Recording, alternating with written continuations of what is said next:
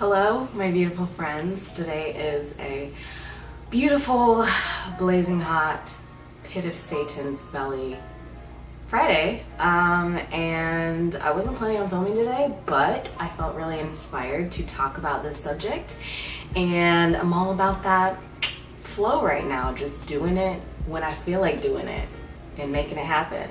I wanted to talk about this because I feel like this is something that is very personal for me right now.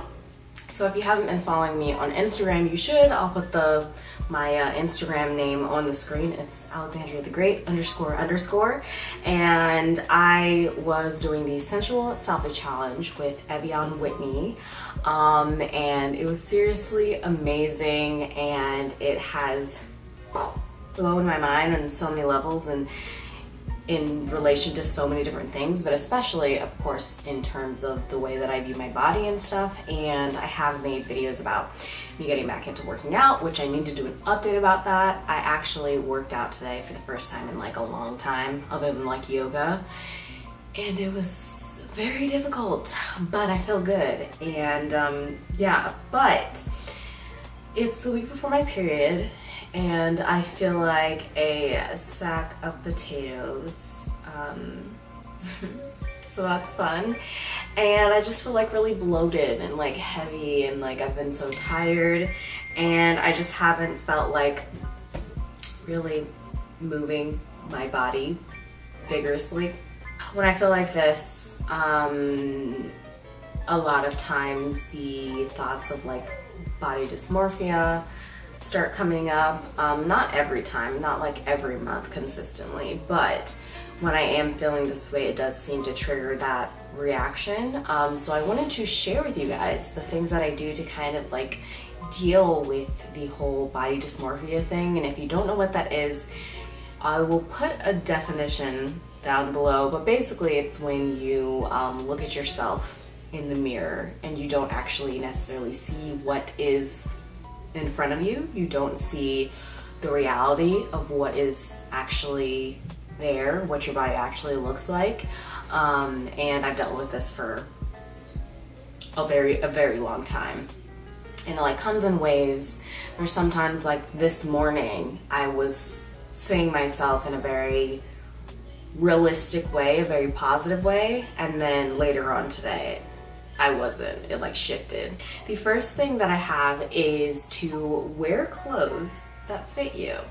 And all of these things may be very like self-explanatory and maybe like, yeah, duh, of course. But I feel like it's something that we are not as conscious of most of the time. And I feel like having that awareness when it comes to making the decisions that we are making and the way that we approach things, it changes the whole way that things react to us and the way that we react to the things in our lives when we just have that awareness. For a long time when I was dealing with body dysmorphia, like on an everyday basis, I was wearing very loose clothes. I was wearing like sweatpants and shirts that don't fit me and stuff like that. And I still do that if I'm not having like a feeling great day and I just want to be like comfy.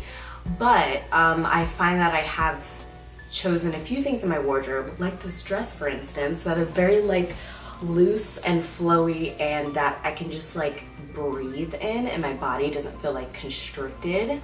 But on the opposite side of the spectrum, I do also like to wear things that fit me, so things that aren't too small. For a long time I was holding on to clothes, especially when I was holding on to clothes that didn't fit me. I was like, oh, I'll lose weight. And my entire body type, structure, disposition, like my weight distribution has completely changed. So there's no way any of those clothes would actually work for me at this time.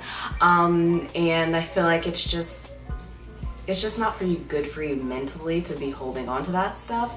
So I let it go, and I actually have clothes that fit me, and it's so nice to be able to like look in a drawer or look in a closet and not have to like pick and choose what I'm going to wear. Just be like, this is going to fit me, I know this is going to look good on me, and that's that.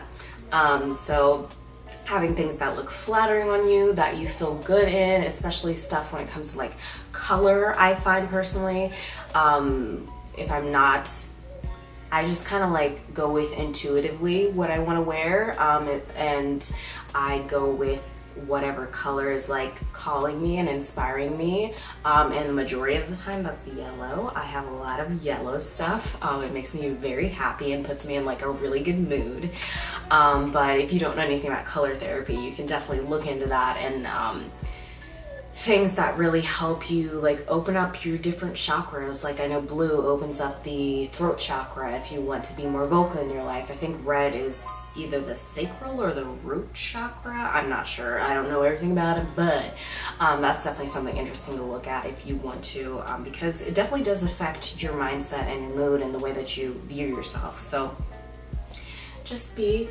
aware when you are choosing clothes, and choose clothes that make you feel good. The second thing, which my water bottle is over there, is to drink lots of water. I feel like during this time when you are feeling, I feel like it is a disconnection from your body. You are not as aware of how you are taking care of it, and water is something that is extremely important for your body to be able to work properly, but especially your mind. Like I went through a long period of time of just being extremely dehydrated and I didn't even realize it, and once you start getting water back in and you start actually drinking it more, things change, and you don't realize that until you actually start upping your water intake. So drink your water. I know everybody says it, but get you a glass water bottle, because I find that water tastes the best in glass water bottles, a reusable water bottle, and drink as much water as you can. The third thing is to continue gentle exercises, yoga or walking, and just really be intuitive when it comes to your movement. I feel like during this time when you are having disordered thoughts and you're not really in your most positive frame of mind, it is easy to, at least for me personally, to be like, oh, let's go to the gym and work out and try to get this feeling off of me, which that's all it really is. You're not necessarily bigger than you were yesterday or earlier in the day. You haven't actually changed. It's just your mindset that has shifted your perspective of yourself. So I find that I can't always listen to my brain during that time, because I can't always trust my logical side of my brain. So I have to be very intuitive and listen to my intuition and listen to my gut and what I actually really need. And normally that is to be gentle with myself and do yoga, and if I want to really move my body, do like something fun, like have like a dance party, or go for a walk or something. I really like doing walks, something that's very gentle and not like you are like forcing yourself to work out, and really just thinking about why you are going to be working out too can help you figure out if it's for a positive or for a more destructive reason. The fourth thing is to keep eating healthily and resist restriction and binging. I can go on like either sides of the spectrum when I'm in this mindset. So I can either be very like, I don't really want to eat very much because I feel like it's just literally putting pounds on my body, which doesn't actually logically make any sense. Or I'll be like, I don't really care, and I'll just eat everything, all of the ice cream, all the gyms, you know, especially if it's like during my period time and I'm like having cravings and stuff. There's a lot going on in the body, hormones and stuff.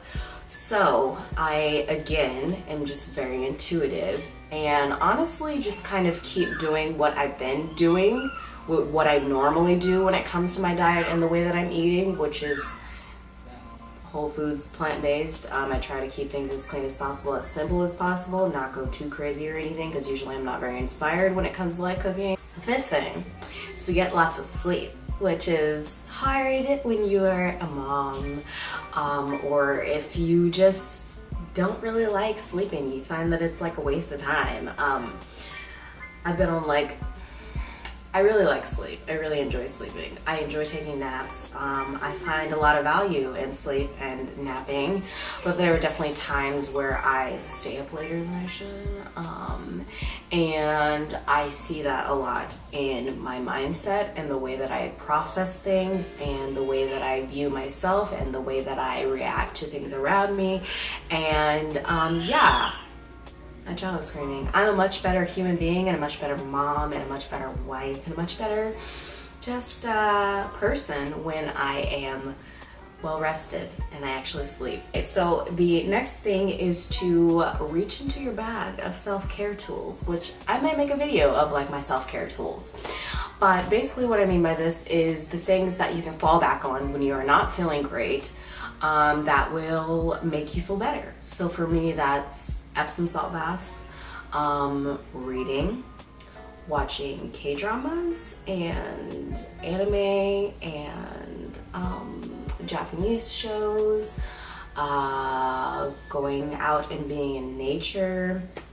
A big one for me is CBD. This is a CBD vape pen and it is seriously amazing and just completely shifts your entire energy. Yeah, so those are kind of like a few of my self-care tools in my little bag. The last thing is movement medicine, and this is something that I share a lot on my Instagram and something that I have found really important to me, especially over like the last year or so. I've really tapped into how movement is really medicine for me, and I feel like for a lot of people. Our bodies are always flowing with energy. There's always energy flowing through our bodies, and when we are sitting in one place, or if we are having the same mindset, if we are stagnant anywhere in our bodies, it is very hard for that energy to flow, and that's where we feel like stuck, and that's where we feel heavy, and that's where we feel like the entire world is on top of us. And I know how difficult it is sometimes to get out of that place and actually feel like you want to do something. But something that has really been helpful for me is just to like get on my yoga mat, and you don't have to get on a yoga mat. You can just like sit on the floor or on your bed or wherever you want to go, and just like take a deep breath, take a few deep breaths, and ask your body what it needs. Ask your body how it wants to move.